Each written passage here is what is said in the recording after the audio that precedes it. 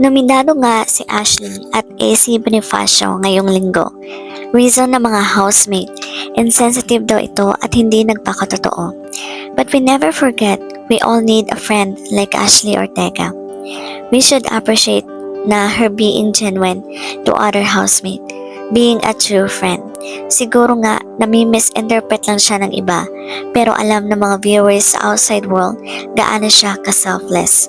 Sa mundo ng Pinoy Big Brother, kung saan emosyon, pagkakaibigan at pagsubok ang araw-araw na bahagi ng buhay, may mga tao talagang nagiging ilaw sa gitna ng kadiliman.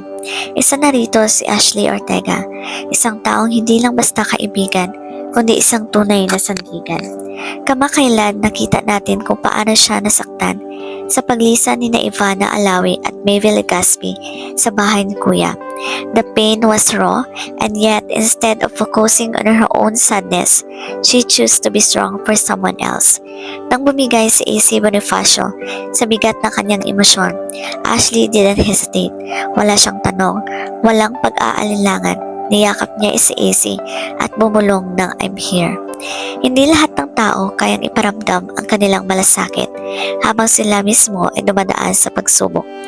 Madali ang magbigay ng comfort kapag maayos ka, pero ang mag-alaga ng iba habang ikaw mismo ay nasasaktan, iyan ang tunay na pagmamahal.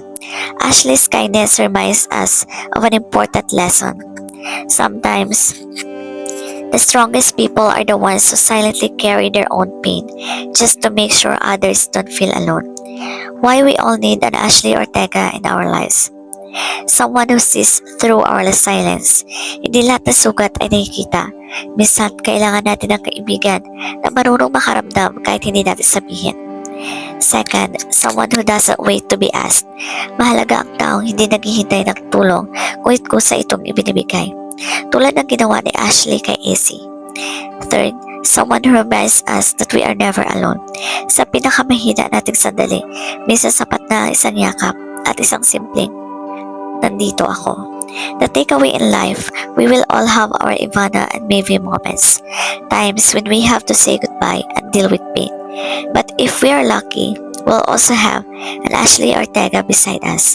Someone who stays, who listens, and who reminds us that even in our darkest moments, we are never truly alone. Let's be grateful for the Ashleys in our lives, and more importantly, let's strive to be that kind of friend to others.